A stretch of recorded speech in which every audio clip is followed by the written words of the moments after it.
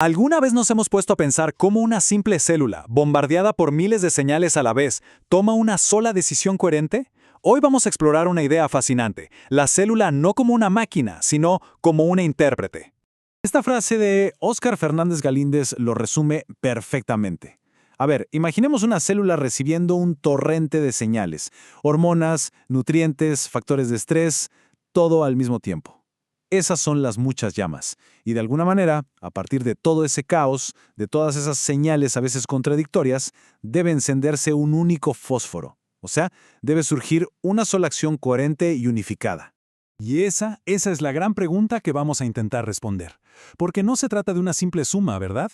La biología celular nos está mostrando algo mucho más profundo, casi misterioso.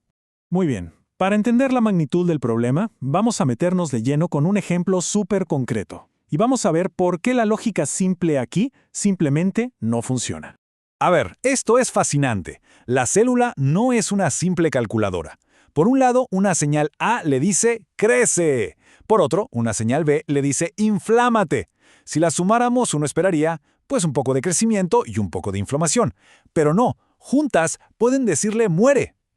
Esta nueva respuesta, la apoptosis, no estaba en ninguna de las señales originales. Es un resultado completamente nuevo, es algo que emerge. Y es precisamente esta complejidad, este fenómeno donde A más B no da A más B, sino que da C, la razón por la que los modelos que usábamos antes ya no nos sirven. Simplemente no están equipados para explicar este tipo de creatividad biológica. Pensemos en los viejos modelos. Por un lado, el lineal, que trataba a la célula como una máquina de sumar. Con ese modelo jamás podríamos obtener esa respuesta de muerte que vimos. Y por otro lado, el modelo booleano, que la ve como un circuito de computadora, de sí o no. Pero este es demasiado simple, ignora matices que son cruciales, si una señal es fuerte o débil, si dura mucho o poco, o cuál llegó primero. Así que necesitamos un cambio de perspectiva total. Hay que dejar de ver a la célula como una máquina pasiva y empezar a verla como lo que realmente es, una intérprete activa de su entorno. Y esta cita lo explica de una forma brillante. El verdadero significado no está en las señales individuales, en las letras, está en su configuración, en su contexto completo. La célula no solo escucha ruidos aislados, interpreta la conversación entera. El término técnico para esta idea es endoepignosemiosis. Suena un poco intimidante, lo sé, pero la idea central es muy clara. La célula crea activamente su propio significado.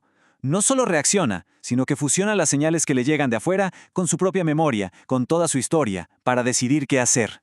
Este proceso de interpretación tiene 3 momentos clave. Primero, la exposición. La célula es afectada, es tocada por la señal.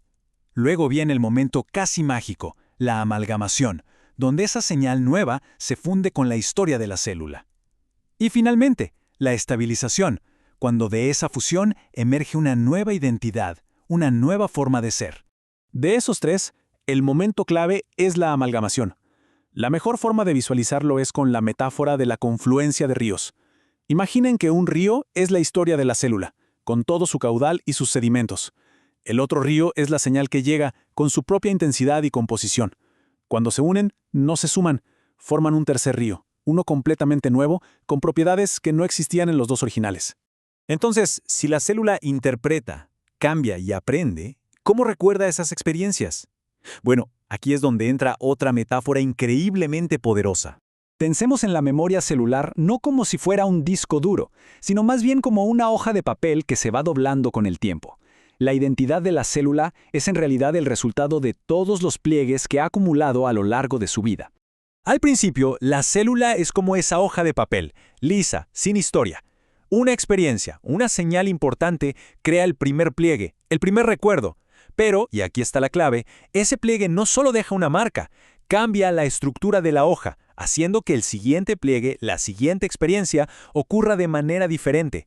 Cada nuevo pliegue se dobla sobre los anteriores, creando una historia cada vez más compleja, una identidad única. Este es el punto crucial. La memoria no es solo almacenar información pasivamente, es una transformación física. Una célula que ha vivido, que tiene memoria, no es la misma que una célula nueva. Su capacidad de responder, de plegarse en el futuro, ha cambiado para siempre. Y así llegamos a la imagen final, la que une todas estas ideas. Si la célula es un intérprete que recuerda a través de pliegues, ¿cómo suena su interpretación? Es como una orquesta. Las señales son los músicos individuales, cada uno tocando su instrumento. La historia de la célula, sus pliegues, son la partitura que guía la interpretación.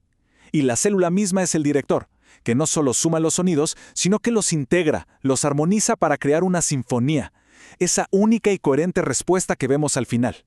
Y esta es la conclusión fundamental. La vida a nivel celular no es una simple reacción en cadena. Es un acto creativo. Es una sinfonía que emerge donde el todo es infinitamente más grande, más rico y más complejo que la simple suma de sus partes. Y esto nos deja con una última pregunta para reflexionar.